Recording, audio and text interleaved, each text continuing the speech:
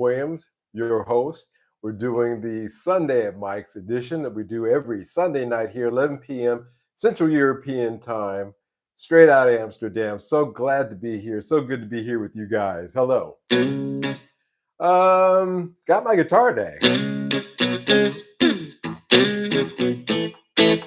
Just sitting here noodling, waiting for the live stream to start. I hope you guys are having a good evening. I can say that I'm in a pretty good mood. My brother is in town with his two boys, my nephews. They are so welcome here, and so glad. So it's such a good thing to have them here. Sorry, sorry, guys. A little tongue twisted there. Such a good thing to have them here, and happy about that. It's always good to have family around.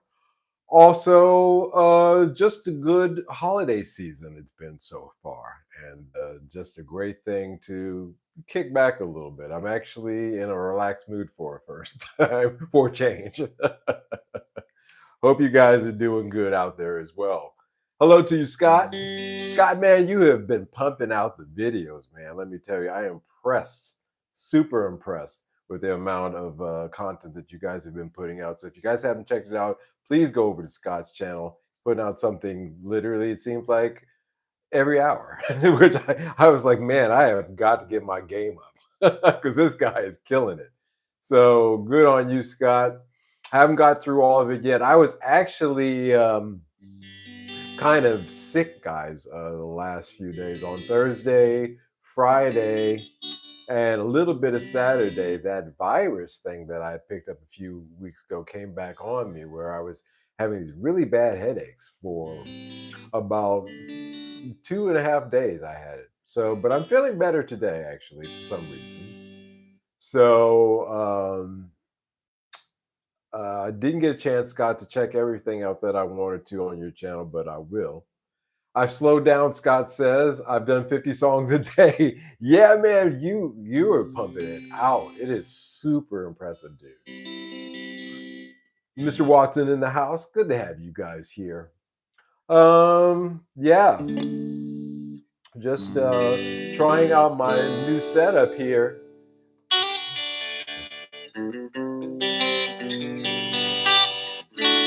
I think it sounds great for such a little tiny amp. Setup that I've got going here, going through my Pocket Master only. I'm not going through my board, and it's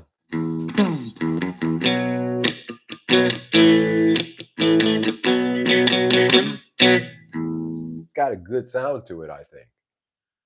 Oh, it's live. Low.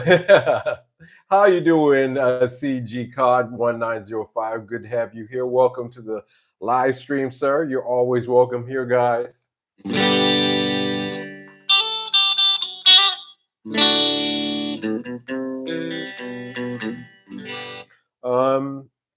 Yeah, it's been a pretty good few days since Christmas. I had a good Christmas. I got my Run Riot, sir. Hey, how you doing there? Welcome, welcome. I got a pair of Converse tennis shoes for Christmas. And we had a blackout here. Well, not a blackout, but we had the power off on the whole block for a period of time. And on that day, I came to a realization that I've got no way to heat any water or cook anything because everything in this house is electric appliances. So I got myself a camping stove that I'm just gonna. It goes into my emergency bag area, my bug out bag, but just in case. Hope I never need it. But those are the two things that I got for Christmas. So no no guitars, no pedals, no amps, nothing like that, but it was cool anyway.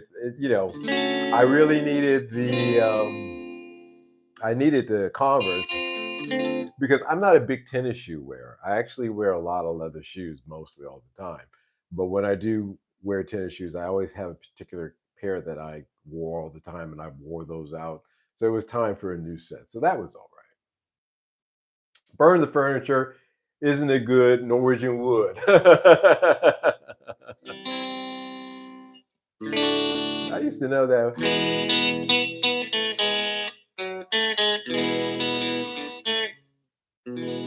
That's it. I remember that one.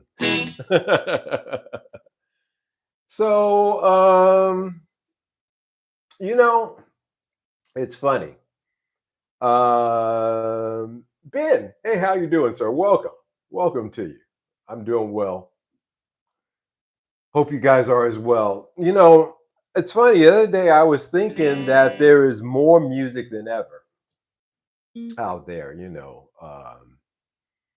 I was looking for Christmas songs for posts that I was doing, and I came across. I was horrified that I mean, not horrified. Well, yeah, slightly horrified that the song that I picked out for a little post that I was doing that I liked the most, was an AI song, a Christmas AI song. Completely, you could tell completely AI, but boy, there it was catchy as hell. It was about Gingerbread Man doing a Christmas post, and the singing was great. The arrangement was great, and there was a lot. It was the best one, but there was a lot of them, and that's just the AI song.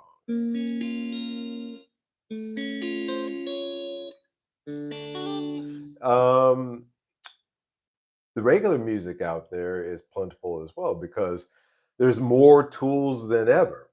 I am now playing the tiniest rig that I've ever. I have a 2 by 1 inch amp and a Pocket Master, and it's all running through a wireless system right now. And something like this, a few years ago would have been unimaginable. To be honest with you, for me, for most people. So the technology has scaled up a lot. So it's made it a lot easier to, do a lot more things with a lot less. Um, and there's best Christmas song ever. We'll check that out, man. It's Scott, so I'm gonna click that link later. I'll click it right now to read the title off, and then I'll watch it later. Because Scott's always got something. Oh, I know this one. I know Hanoi. I know this one. This is from back in my day. Hanoi Rocks, Dead by Christmas. Yeah, I know that one. Wow, that's taking me back to my. That had to be, yeah, that was high school for me. Wow, because I seem to recall. So we have all this music, AI and otherwise. We have all these great tools for people who are doing AI, and yet something just seems off. I have a hard time getting excited about any kind of music, to tell you the truth, these days. I was listening to a lot of music, of course, over the holiday season, as we tend to, when you're cooking or you're decorating a tree or making a gingerbread house for the first time. I attempted to. It actually worked. It held together. My understanding is if it's still standing when you're done and the structure looks good, then it's not as bad as nailed it, but it isn't cake either. But somewhere in between, I got there. And of course, you listen to music during times like that, and it's I don't know if it's my age, and that's what I want to talk about tonight, and have you guys chime in as well. Your thoughts is it's harder to feel connected to music these days, like I used to when I was younger, man. When I was younger, music was really the soundtrack of my life. I seriously, all the time, there was a radio on, there was something or music. Well, when I was out, certainly when I got a Walkman, I was listening to it all the time and progressed from there. Um, I don't get moved by it. And I certainly don't get it moved by it as much as I used to. And the other thing, I can never get that right. No, I'm just kidding. The other thing is that really, honestly, if you play this, there used to be when you would play Stairway to Heaven. you would get thrown out of a music shop. I think these days, if you were to play that, nobody would know what it was. That's how bad things have gotten. And that's how connected we used to be with music. We would hear, a track or let's see, yeah, you know, you would hear that, and you would say to yourself, "Hey, I know that," and you would get connected to it. And maybe you went to a concert to hear AC/DC play that live, or maybe you know it was a moment in time in your life. It was for me. The first time I heard Back to Black was in 1982, walking down the street of Westwood, California, and Tower Records used to blast the music from their record shop, and I heard Back in Black for the first time, and it had a very, very, very profound effect on me. I was 15 at the time. So I don't feel that connected to music like I used to. I don't know why that is. I don't know when it happened. I don't know if it's an age thing. I don't know if it's the music these days. It's just one of those feelings that I have. So I thought that I would talk about that a little bit tonight. I don't think it's accidental though. A lot of people are talking about,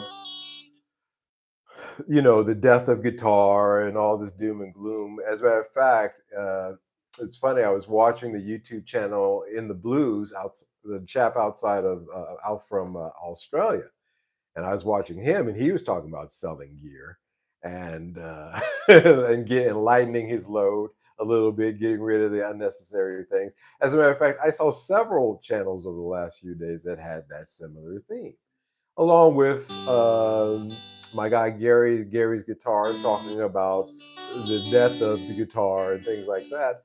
And I think that as a musician and who loves the guitar, obviously a great deal, um, this is a very interesting time. And I think that maybe the lack of guitar music might have something to do with me personally. But if you grew up in the age of electronica and you like electronica music, then maybe that might not be the case. But I think it's the cultural shift in music as well that may have something to do with it. You know,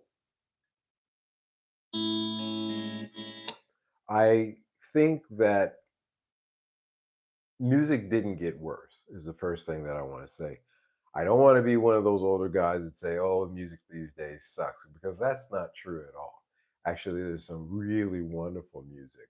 I heard some of it this last holiday season that I thought was really good. And so that's not the issue. Um, it's just again that shift that's occurred that nobody seems to be able to put their finger on.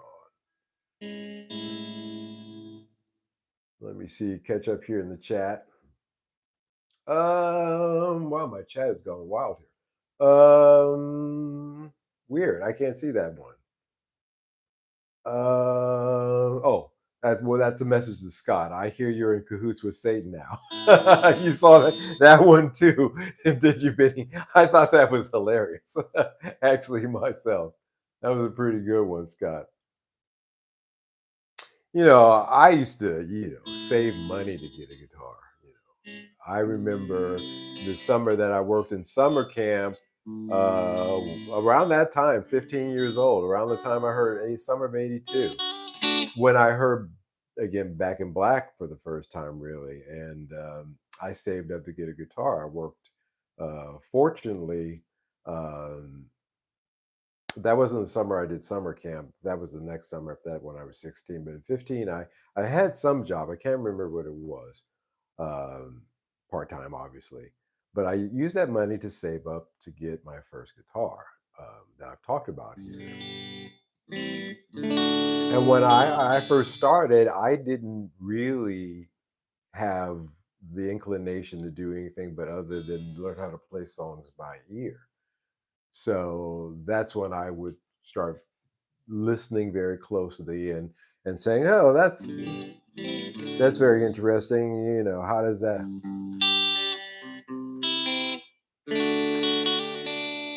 that pick combination work? How does that rhythm go?" All those things that you develop and you learn through the course of time. And then, of course, suddenly you find yourself playing maybe in a jam session with some guys, and that is another progression. And this is irregardless of there's no such word as irregardless, but regardless of whether you're playing guitar, drums, whatever instrument you're playing, tuba, whatever, there was that sense of development and of course shared this because you were playing with people in rooms. And I've talked about recently how now it's all algorithm based and how it's all metrics and what's the right thumbnail. You go through all of that before algorithm, metrics, thumbnail, engagement graphs, and music wasn't even in your top 5 things there that matter these days when it comes to even on Spotify. You just don't have that, you don't have that engagement on any kind of level, whether when it was created or really when you're listening to it. It really is something. Maddie Two Hats in the house. How you doing? Welcome, sir. So what happened? The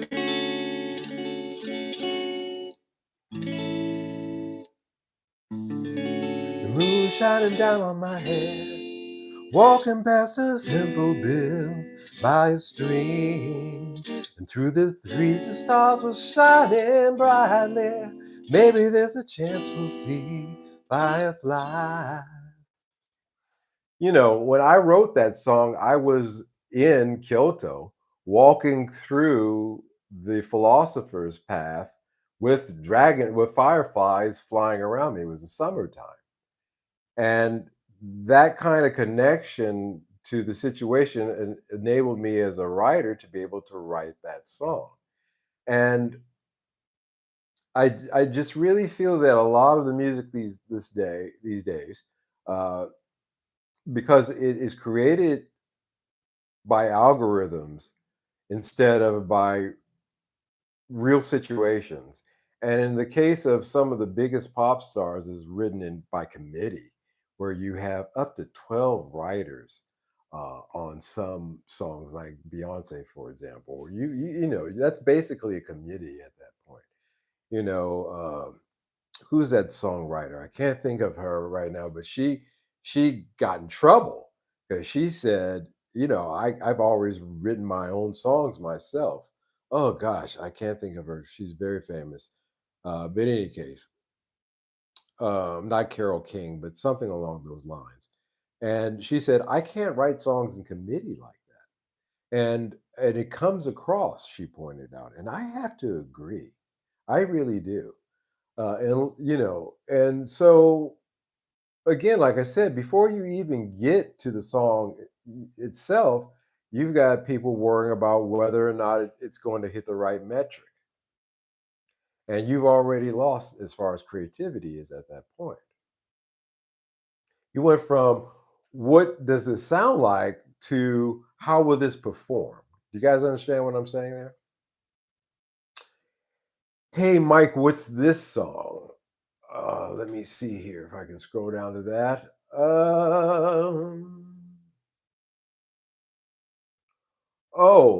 Let me. Oh, so this song is called Maybe. My pretty little darling, how I love you so. Maybe was the from the Deep End CD that I want to release second. The first CD I'm going to put out, real physical CD, is going to be the last album. Then the second one, like I said, is going to be from the Deep End. That song, was that what you were playing? No, this song is Strolling Through the Moonlight. with the moon shining down on our heads, walking past a temple built by streams. I played it differently. Live, we would play a little bit more tempo, and then the way that we wrote it was a little bit slow tempo on the record. But no, that's strolling in the moonlight. Um, Again, all these songs maybe is again a real romantic song that I was writing about somebody that I have romantic feelings about, and every word of it's true of what I was feeling at that time. And I didn't write it worried about whether or not, as I said, if if it will perform or not. I wrote it because I had to write it. It was something that that I had inside of me. It's like um,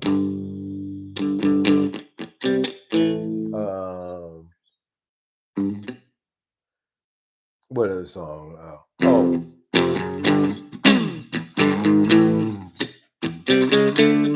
Like the first track on my last album. Here we go. Are you ready for a good time? Yeah, a real good time. Yeah, funky good time.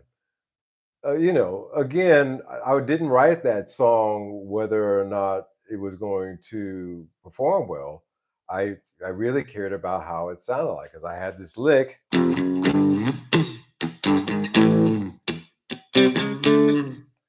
and I said, okay, let's do something with that, and that changes everything actually.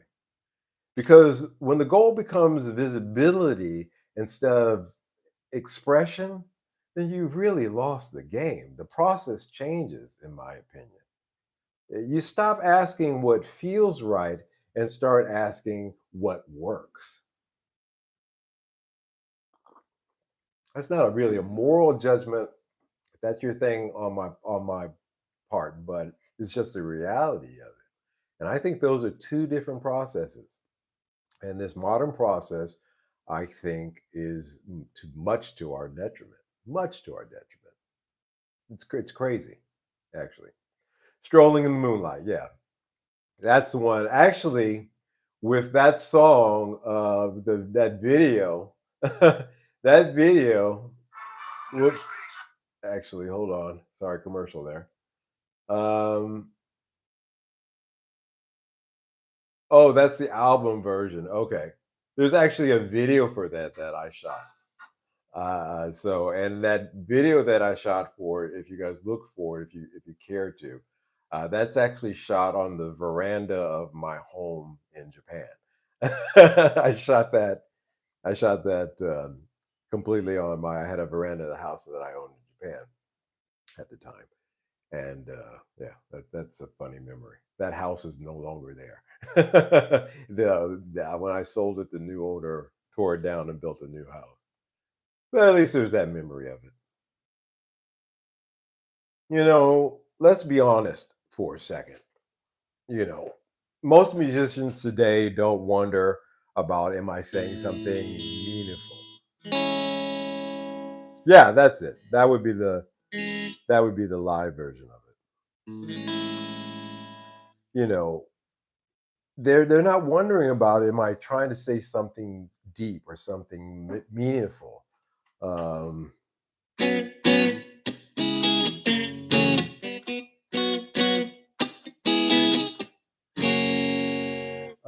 I wrote the song Flower Town. Let's go to Flower Town.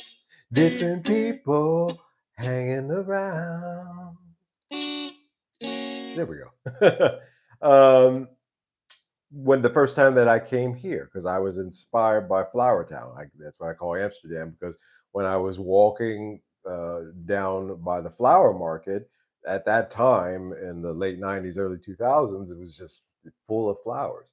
So when I wrote that song, I had this place in mind, and I wasn't again thinking about will this get views, will it get comments from somebody, will the algorithm pick it up? Should I delete it and try again? Should I try a different thumbnail? That's a completely different relationship with creativity. I've really been thinking about this, about what is this difference, and I think that tends to why a lot of sameness, you know.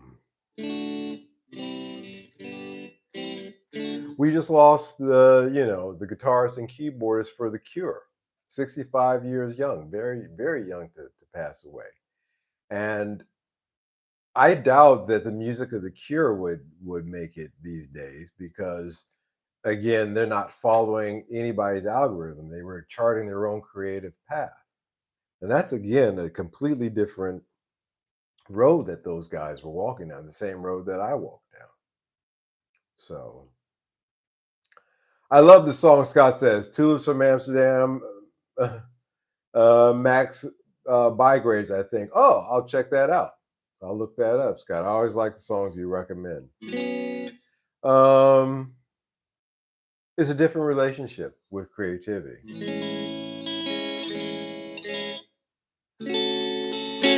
I wrote this song. There's something that I want to tell you. There's something that I want to say. Girl, it's just that I've begun to realize how you make my day. And that came to me walking down the street.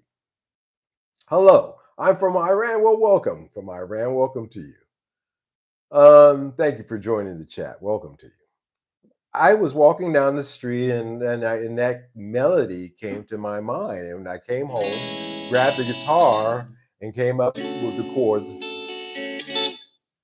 And that creative process, again, at no point was I worried about an algorithm or was I worried about, if it would, if I could come up with the perfect thumbnail. I'll check that out, Scott.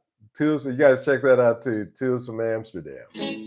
So again, I don't know how to be creative any other way other than tuning into what I call that radio of the universe that as a creative person you lock into, and so you tune into it, the frequency of it, because frequency does play a part in it. And once you tune into that, then you hear that and it kind of gets into your brain, and that's where it comes from. That's my theory on it. There's just some guys who were just more tuned into that radio, some less, but it is a true thing. But when you move away from that and your concerns really start to move towards, again, a more of a anti-creative thinking, more of a anti-personalization, sort of a algorithm-driven mindset, and the danger of that is that when your numbers are your feedback, then it becomes a feedback loop for you. And you stop trusting your own ears. If you put something out and only get 5 views and you think, oh, it must be crap. But that's not true. Hey, Donnie, how you doing? Welcome to the chat. That's not true.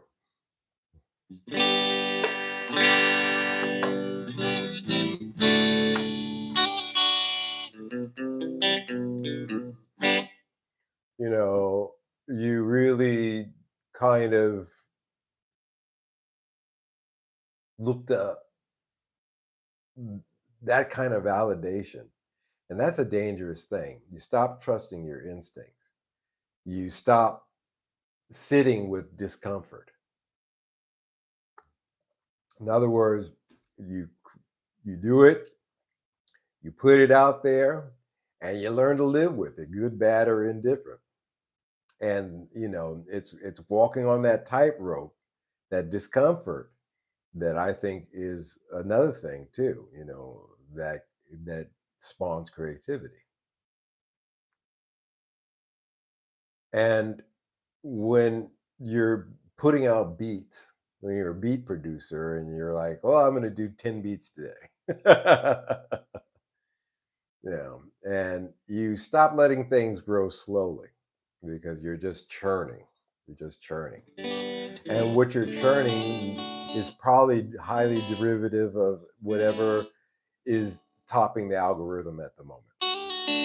Now, I'm not saying that people didn't copy songs that were on the top of the charts. It happened all the time. Um, interpolation is what they call it. It's a fancy word for ripping people off for their songs. Like, for example, this I was just playing.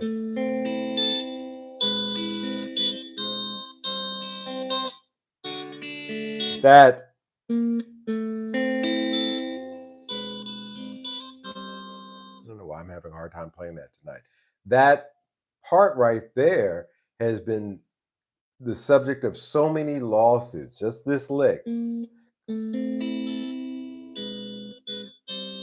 because Sun Ra in the 1950s had a song that had that lick in it. Then later on, there was a guy in '65. I forget what his name was. Stairway to Nothing. Yeah. Um, that used that lick as well. And then years later, it was used, of course, by Led Zeppelin for Stairway to Heaven. But they won in court every time because it was considered interpolation. In other words, it wasn't close enough to the original to be considered to be a ripoff. However, there are some Led Zeppelin songs, like the Lemon Song, that are copies of really, really well-known blues, well-known now, but blues songs, from Muddy Waters and people like that. So, yeah, of course, I'm not saying that that didn't happen, but in an algorithm-driven space, that really becomes a key factor in whether or not you get heard. Because if the algorithm is saying, "Hey, this is too different from what I'm pushing right now," then what does it do? It pushes you right out. And before you said, "Okay, I'm going to do something different," and it got out there, and that led to somebody you got you to the top, and then people started copying you, and it kind of was a cycle. But had the space in order to be that different person. And trends happen as well. If trends didn't occur, then Nirvana would have never come along. We would still be listening to hair metal. And so, you because growth has become now so this is not such a visible thing. Um, and real music often isn't. They kind of clash with each other. They kind of clash with each other. Mike, Donnie says, "Do you know the song I Got a Name by Jim Crouch?" No, I don't know that. The only Jim Crouch song I know is Jeremiah was a no, that was Three Dog Night. What was the song he had? I can't remember. Anyway, along those lines. Mike, if an unestablished band wants to get noticed, do you think it's possible to fake it until you make it? That's a great question. Um, there was a guy. Yeah, I know you guys remember this because I covered this a couple of years ago. I think it was when I was in Singapore. That was he booked a a couple of pub dates in the UK. He was an American. He promoted the hell out of that. He was a big major star. And when it came time for the show night at the first venue that he booked, nobody showed up. He was really, really pushing the fake it till you make it, and also yeah, something about the fact that he said he had a band, but he didn't really. It was really funky. But that was an extreme case of fake it till you make it. It really kind of, some say well, at least he got famous, but not in the way he wanted to, I guess.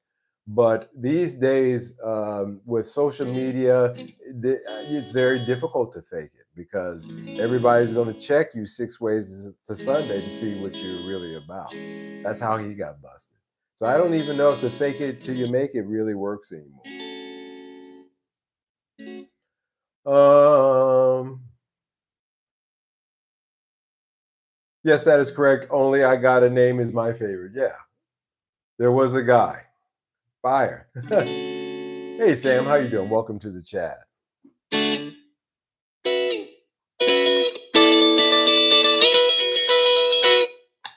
You know, it's amazing to me that that disconnection and that clash that I was talking about, the algorithm versus the real music, uh, really gets in the way again, as I said, of creativity.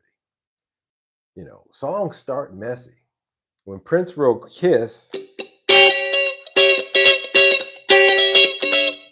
you know, or is it,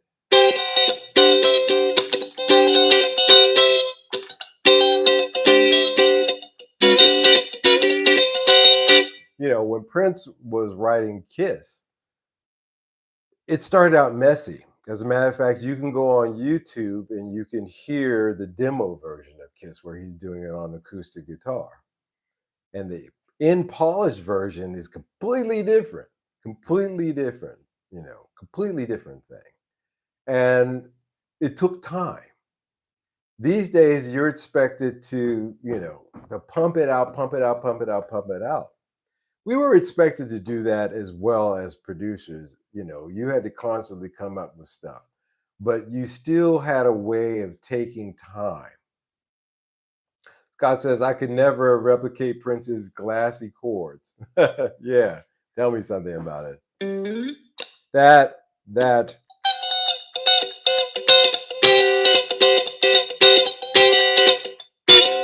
that really is as close as you're going to get without playing it on a Mad Cat. I've come to the conclusion that the Mad Cat was really the key to that sound that he was getting because it's not quite a Strat, it's not quite a Telecaster, and you know, playing those Prince licks on the Mad Cat, you could hear it. Whereas something like that was done on a Strat. You can hear that. You know, that was actually done on Jesse Johnson's Strat. You can hear it, but for those rhythms, some of those early Prince looks like Lady Cab Driver, for example. That's done on the Mad Cat, and you can hear it. Really beautiful, glassy sound. I know exactly what you're talking about. You know, this has had a profound effect on guitar culture, to be honest with you. Um,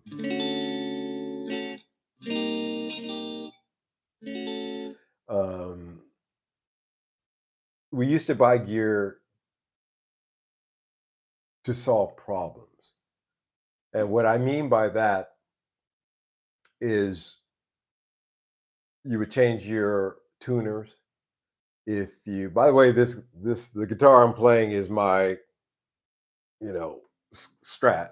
That's a Squire Strat. It's a Squire, nothing fancy, old Squire from 2001, 2003. But if it wouldn't tune up, we'd buy a new set of tuners. If we didn't like the sound, we would change the pickups. We used to buy gear to solve those kind of problems, but now it seems like we buy gear to feel something. Uh, a new guitar, a new pedal, a new plug-in, a new amp. And not because there was anything wrong with the old one. It's just the excitement of it wore off for some reason. And that's an interesting thing to me, man. That's super weird because I really wonder about that. you know, the kind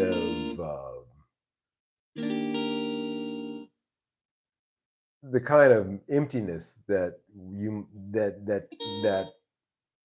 needs to be filled by that. And why does that emptiness come across? It's because the excitement wore off. Because we're always being bombarded and stimulated with new things. We're like, oh, well, it's like Bob Pinciotti from that '70s show. I want a new piece of candy. I want a new chocolate. I don't want the old chocolate. I want the new one. And that's kind of important. That's kind of important because gear used to be a tool. Now it's often emotional compensation, you know.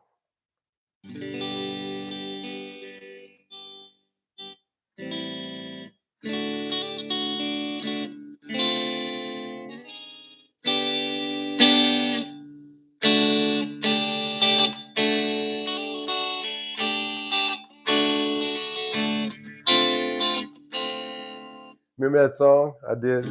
What is that? I was dreaming in a garden, white rose and myrrh. What song is that? Oh, Down the Rabbit Hole. Yeah, that's what that is. I can't even remember my own licks sometimes. um, you know, it's a human thing, of course, to want to feel, to want to the adventure of something new. But sometimes, when you're out there chasing the new, sometimes you're passing on, as I've pointed out a lot of times, on the inspiration of what's already around you. You know, people say, "Well, I don't." What was that? They asked Lauren Hill why she's not coming out with any music anymore, and she says, "I've got nothing to write about." She says, when I was doing those Fuji albums, I was living that life, and that was an expression of what was going on. And now I've got nothing going on. And I was really fascinated. I said, does the woman live in a bubble? How could she not have, and all the mess that she's been through, she could write about that? You know, we sometimes lose we miss the forest for for the trees, so to speak, so focused on one tree that we miss the entire forest around us. And I think that that comes across sometimes with gear. I'm playing purposely tonight with the tiniest rig that I've ever had, and I think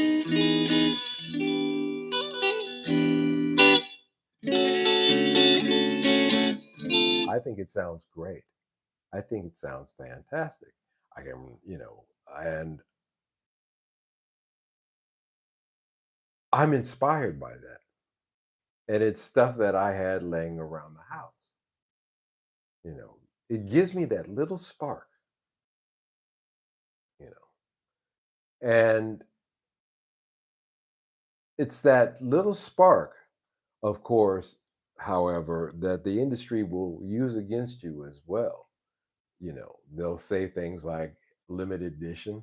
Hello, Epiphone owners out there. That's a spark.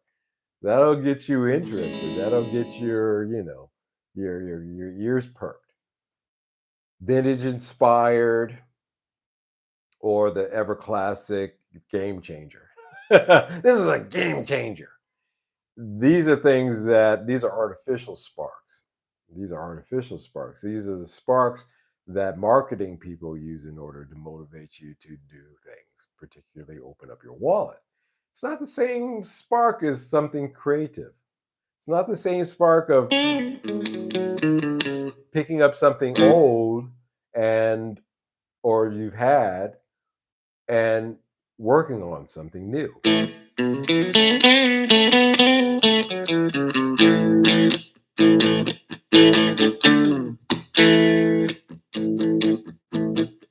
It's not the same thing at all. No piece of paper can give you directions on how to do this. I'm not piece of paper, no piece of gear. When I'm sorry, no piece of gear is going to give you directions on how to get that true spark, and no pedal is going to give you an identity, and no amp is going to replace just the sheer balls of just trying stuff and throwing it against the wall and seeing if it sticks. But you got that $11 you owe me. Oh man, not the $11. I'll have it next week. Promise. Tell you what, because there's trouble, I'll make it 12. How you doing, Kit Kats? Welcome to the chat.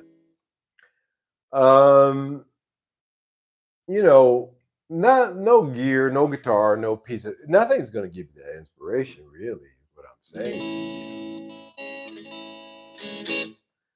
Sometimes, I guess a piece of equipment could inspire you. Certainly, in the case of like a drum machine that inspired Teddy Riley. He got a drum machine, and boy, did he go to town with it. It inspired him. I'm not saying that the gear is not a part of that inspiration process, but don't make it the end all to be all. And also, don't confuse creativity with that algorithm. How will this play? Out in the wild. Those are different things. And all of these things that I've mentioned tonight lead back to the title of this evening: when did music stop being music? It stopped being music because of all these factors, the things that I've talked about tonight. You know, those things, deep listening. We don't listen the same way we used to. Music has become background content, something that we've got going while we scroll. Um, I used to, sit back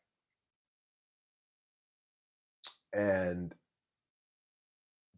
listen to records with headphones on. Boy, I told you, my dad has had and has still a fantastic stereo system and had great headphones. I'd put on a record. We had to have the headphones because he was an airline pilot. When he came back from his flights, trust me, he didn't want to hear, lady cab driver, blasting at 10. But it got me into really deeply listening to the music. It really helped my production as well, because I began to listen to the box, as I call it, three-dimensional box, and I began to learn on where placement of things were, instruments. But and albums were experiences too. I talked about that in the last live stream, about how an album was a complete and total experience because you listened to it. It was written that way. It was sequenced that way, and so therefore, that had a meaning to it as well. Kit Kat says music is no longer a commodity. It is a commodity, but it is a commodity that is now sold in bulk. used to buy used to buy music by the cup. Now you buy it by the packing box, and that decreased the value of it. This first thing that it did, and it decreased the creative effort that people used to put into it as a result. Listen to the music. Doobie Brothers, great song. Great song. Whoa, what a great song. Make you feel good just listening to that. You know. Used to be a soundtrack too. When I was in high school, I would take songs and I would put them together and write a script around them. I had the idea for High School Musical before High School Musical came out. I'm not kidding. I had that concept. I really wish I had done something with that. But it was a soundtrack of our lives, and that's no longer. When you stop listening deeply, you stop playing deeply too. I don't think it's possible to be a casual listener of music and to be a great composer. I really don't. You really have to notice dynamics. You've got to notice space. You got to notice restraint. You have to understand tension. And if you don't, the result is that everything becomes louder, it becomes faster, and it becomes more immediate. And you dynamics, space, restraint, and tension get thrown out the window. And this is just a fact of it. I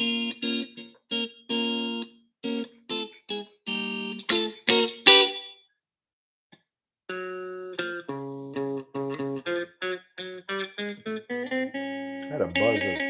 Had a buzz there. It seems to be going. I think I finally got the action right on this guitar. um, Subtlety disappears, and you're not really listening. You're not really listening. Kit Kat says film scores are now copy and paste, no originality. I agree. If you listen, it's what I call the Netflication. So Netflix, the Netflication of music, because guys, it's all canned. It's what we call canned, what we used to call canned music. And honestly, that's a problem. That's a big problem. I've noticed that I've noticed that a great deal with a lot of the film scores. As a matter of fact, um, some of it really is a lot of John Williams copies on some, and it's amazing to me. I don't know, but it's weird. We've lost something also there as well. We've lost definitely something there. This subtlety, like I said, subtlety is a bitch.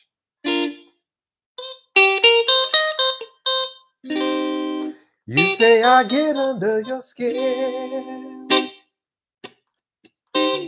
Well, honey, I don't know even where to begin. You say I'm always on your mind. I'm under yours as much as you're under mine. I just don't get it. I don't understand why we made that cultural shift, why these factors were allowed to come into play in order to make this shift occur. This algorithm based music is the reason why things feel off. But as I point out tonight, there's a lot of reasons behind why that is. Um, there's a lot of things going on there. Can you listen to Anatolian rock? Sure, sir. I can absolutely do that. Welcome to the chat, by the way. I am familiar with the term, honestly enough, from my days in Singapore. Somebody was talking about that to me, so I am familiar with it, but I will check it out. Thank you and welcome, welcome. You know, I don't know. There's a lot of things in there. Can you recommend some bands? Sure, I can recommend some bands. Oh, Benny, can you recommend some? Oh, okay. Oh, I see. You're asking him, can he recommend some bands? No, I can't play that one. I don't know that song, but that sounds. That if I read that, I feel as though there may be something there. You're trying to trick me, so I'm not reading that one. I've been got that way too many times, but no, I don't know that one.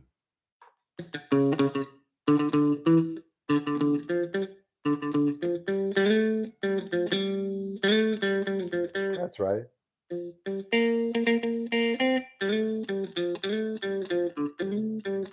That's how that goes. I used to love that song by Get Ready Tonight, Gonna Make This a Night to Remember by Shalimar, man. When I was playing club, they played that all the time. I used to in between sets. I always liked that sound.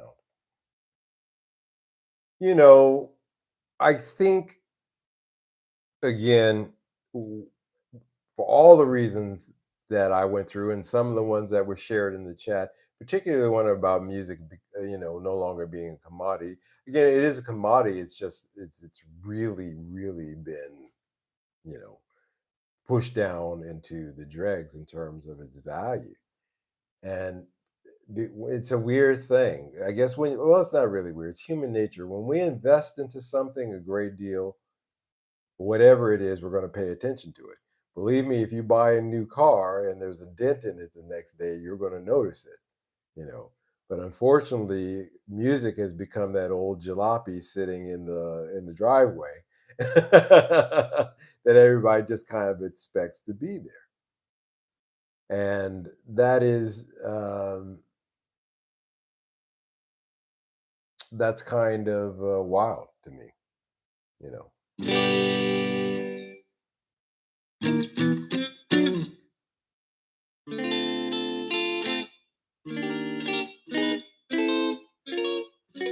Yeah, I finally got rid of that buzz.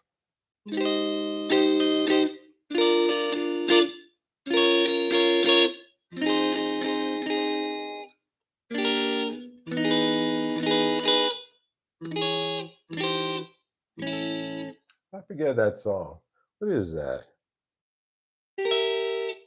It'll come to me. Um, you know, it's just one of those things, guys. One of those things. And you don't notice it, I suppose, if you're younger, but if you're an old head like me, it kind of comes across. And I think, again, going back to the beginning of tonight's discussion, this is one of the reasons why a lot of older guys are kind of just giving up on it because they sense this and something doesn't feel right. And I think the creative space has shifted over into something that maybe older guys, older musicians, and probably some younger folks too, as well, are not comfortable with. Can you play Buzz Shocking Blue? Don't know that one, Mr. Anderson. Sorry. You won the contest. Don't know what the contest was. um, yeah, weird thing, guys. Weird thing. Um, a weird time to be in. And, this is not really a ramble on my part tonight, as I started out by saying. It's just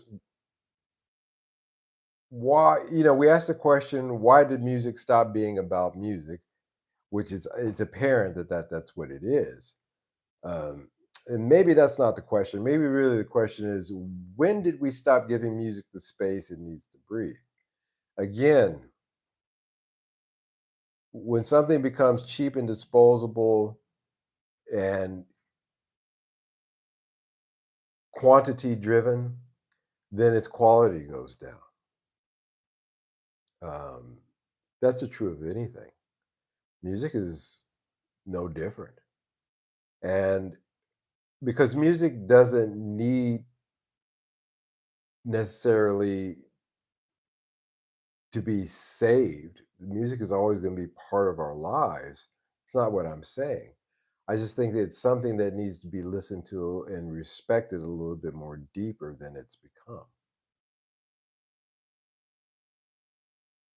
And all its imperfectness that occurs sometimes, and some it's blinding brilliance at other times. But all of that is not something that comes about through an algorithm. It's something that comes about through here, the heart, through the fingers, going through whatever the instrument, whether or your voice coming from here and out of the mouth. But it has to come from a creative space or it rings hollow. I started out by saying that I really love that AI song and that it was better than some of the non AI songs that I wanted to use for that post. And it got me thinking along the lines of tonight's discussion because the truth of the matter is that the stuff that the non-AI people are putting out is so bland that even the AI music is starting to sound better, which makes sense because it is the algorithm. It knows what people like. But my goodness, is that I was thinking to myself, is there no one out there who can beat this? So just that's where that thought came from. That's the genesis of that thought. Kit Kat says there's only like five guys producing all the major songs in current music. Yeah. Sickening though, almost dystopian. Yeah, yeah. They got because the record companies are saying, hey, we've got this figured out now. We're not going to involve nearly as many people as we used to. And that's the reason why it all sounds the same. Because even those five guys, are copy and paste. And then they have ghost writers under them that they're taking from, but those guys are copy and paste as well. So it's all starts to sound the same. And that's just a horrible thing. Somebody asked me what my rig was earlier. I can show it to you, what I've been playing through. So what you've been hearing tonight is just this. It's my little 1x12 amp with I'm sorry, 1x1, 2x1 amp, sorry, 2x1, with the Pocket Master running on a wireless system. That's it. And boy, uh, does it have a fantastic sound to it. Again, not much, just a little itty bit, and it sounds great. And so I'm not focusing on the gear. I'm not twiddling too much with things, and I'm not thinking, oh well, I need this, that, or the other. I said to myself, let's simplify things down, get the best sound possible, um, and then worry about the recording.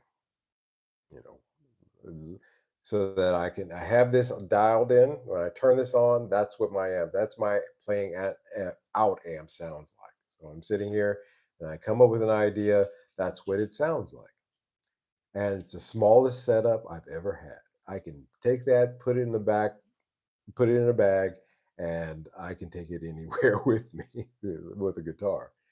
And also, because of the way that it's set up, I can also record with that. I can go into the recording studio with this setup and I can record records.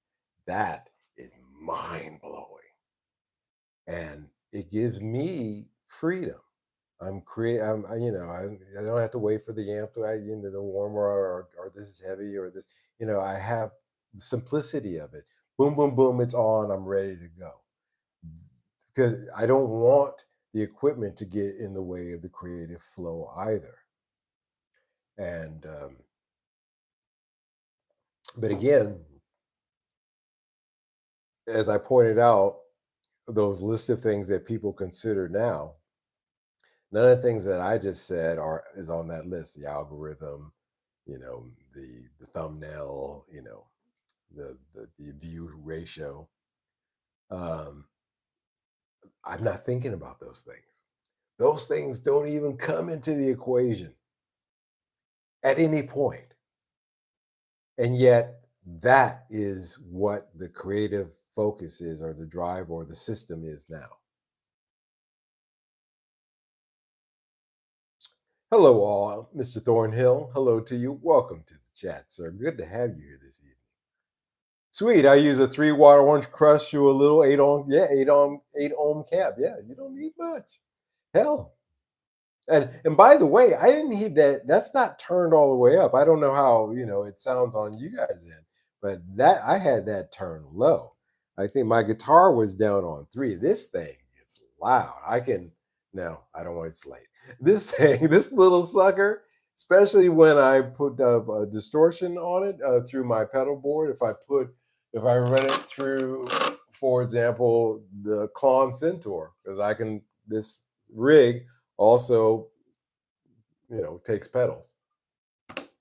It really is loud. This is a 5-watt amp, 5 watts, 5 watts is plenty loud, guys. It's plenty loud. Do Orange do a combo? Yeah, there's an Orange combo. It's called the Orange 12. About that big. They have a 8 inch, a 10 inch, and a 12 inch. I'm sorry. So there's the Orange 8, the Orange 10, and Orange 12, obviously.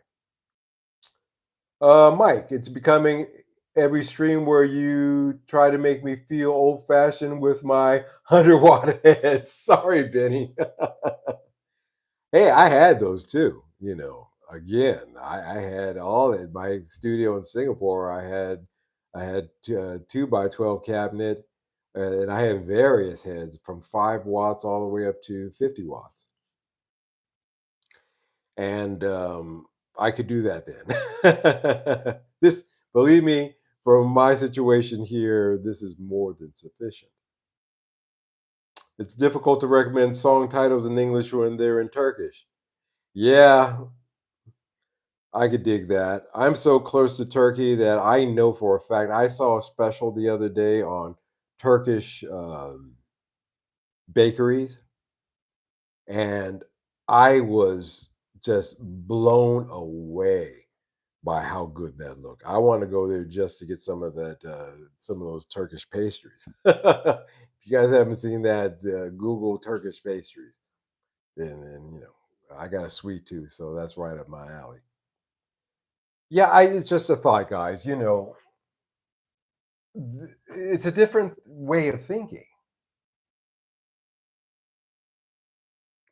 Even with Benny, they're talking about the 100-watt heads. Younger cats don't even think about those because they're all caught up in the quad cortex or the stadium or whatever, or something even like as small as this Pocket Master, which I think is the best pedal of the year. I think the pedal of the year, in my opinion, hands down, was the Pocket Master. Um, but because it really, I mean, I've loaded in my own. You can load in your own IRs into it, and it sounds good. It sounds not good. It sounds great.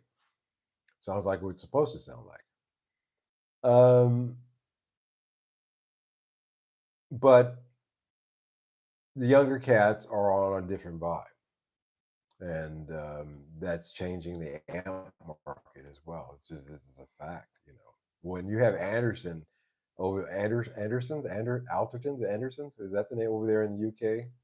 Guys on YouTube, and they're starting to say that amps are falling off. That they're not selling as many. That's a hell of a decoration. Where in the world are you? Kit Kat says, I am in Amsterdam. Coming live to you from Amsterdam in the Netherlands. It has been a very interesting few days. It got the I think that's the other reason I got that headache because it got the -13 on Friday. And boy, that was something. Kit Kats. An old head once showed me a trick.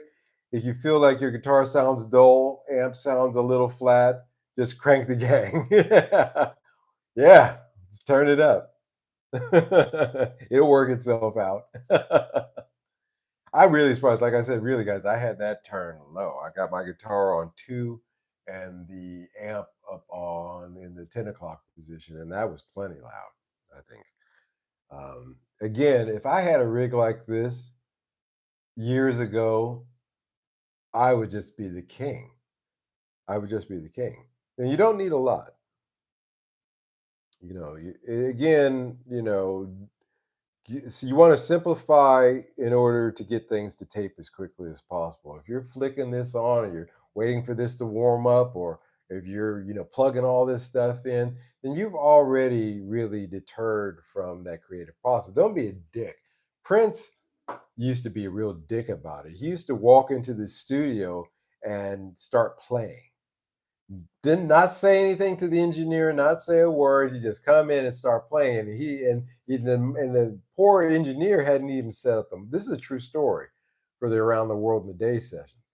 The poor engineer hadn't even set up the microphones. He's going around setting up microphones, plugging stuff in while these guys are playing. And you know, you don't want to be that where you walk in, you want to have everything ready to go, but you do want to make it so that you simplify your recording process to where things are ready to go. One of the reasons I don't like recording to computer, right? I don't like using Studio One for my recorder these days because I don't like the fact that I've got to sit down, I've got to turn on the program, I've got to wait for the program to scroll through all of its connections. Then once then when I get to the song, I got to wait for all that stuff to load, and it was so much easier when I just had a Fostex 8 track. You know, hit record, hit stay and go, and it turn it on, hit record and go. It's that kind of simplicity I'm talking about. So Anthony says simplicity is always better for me. Yeah, it's always better for everybody. It really is. I remember the first time I walked into a real studio and I had no idea what half of the stuff did. I learned, but was my life any better without it before? No, because the recordings that I did got me the job to get into that studio in the first place. So I guess even from a younger age, I always viewed equipment with a kind of a jaded eye that is this really going to make it better? I've always had that kind of question in my mind. Is this really going to make a difference? But again, that's all involved in a deeper thinking of the music, a deeper, you know, consideration of the production that I just don't think exists. Of course, we had to work fast back in the day. I'm not saying that we had a week where we could just casually, do things. We had to churn stuff out, but there was still a sense of time to it. And also because it wasn't algorithm based, there was a freedom to try different things as well.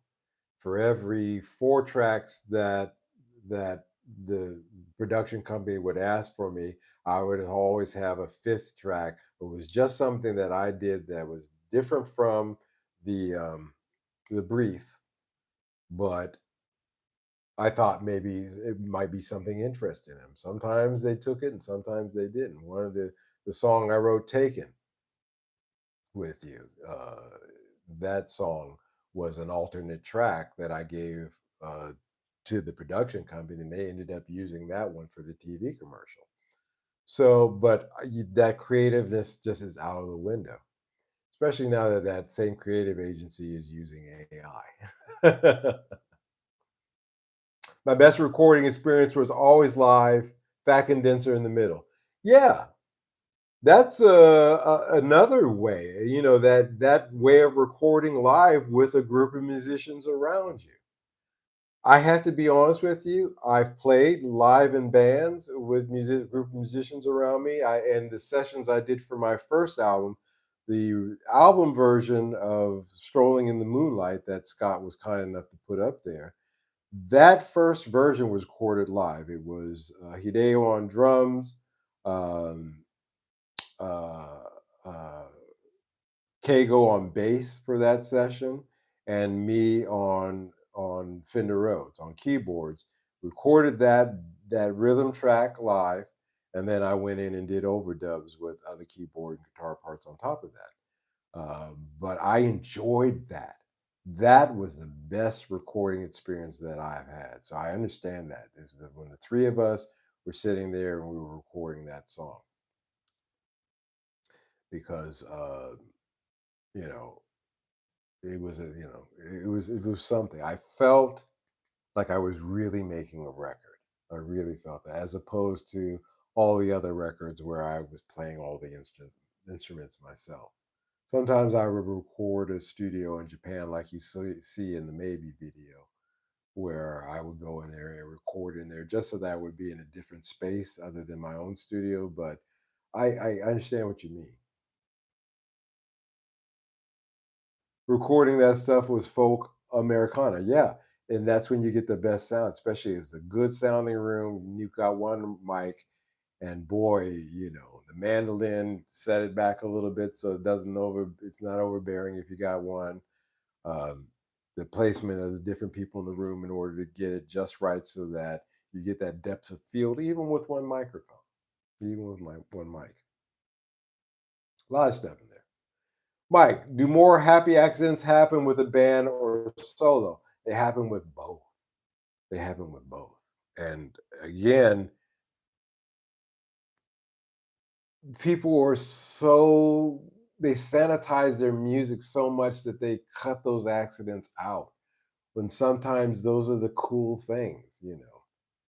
We don't have that freedom anymore. Again, like I said, the sterilization of music is also, I'll add that to the list of why music stopped being about music. When you got to the point where everything had to be on a grid, I think Rick Beato talked about that a couple of years ago, where he began to notice where all the drums had to be on a grid. A lot of the producers started doing drum replacement. I even got into that a little bit myself before I said, fuck this. This is just stupid. But I refuse to record my drums to sync my drums up to a grid. If you listen to Funky Good Time, titled, first track on my last album, that I sat there, I played that drum lick, I think 8 bars or maybe 16 bars, something like that. And and then I did overdubs on top of that. And I never set, that snare. Believe me, it's riding, it's riding the groove, but because it's like that, it adds to the groove of it. So if I had taken that song and I put the drum to a grid, it wouldn't have that. It wouldn't sound right, man. It just wouldn't feel right. Yeah, technically, it's a little off time, but that's one of the things that makes that song funky.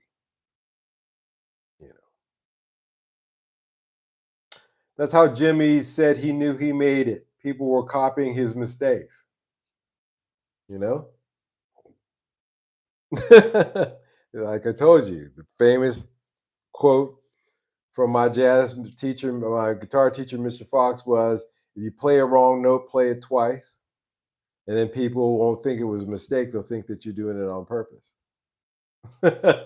Don't do it too often, but that's how you get out of that situation. And it's funny. I'm sure there was times when Jimmy was doing exactly that, and people thought that he was doing something else. So I know where that comes from. All right, guys. I think we've discussed that topic enough tonight. I enjoyed playing a little guitar tonight, just strumming along this evening. I hope you don't mind. I really like the way this guitar sounds. I like the way that this turned out, and I have finally gotten this neck to where I like the way that it feels.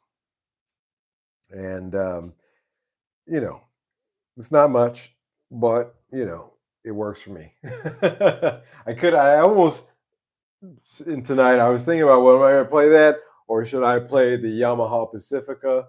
But actually, tonight I just wanted to play my Squire. Um, yeah, this Pacifica is hanging around. It hasn't gone yet, so that means something. I like this. I like it. I like the way it sounds. It's a great guitar. But actually, I like the neck on my Squire a little bit better. It's got a fatter neck. Anyway, you guys take care.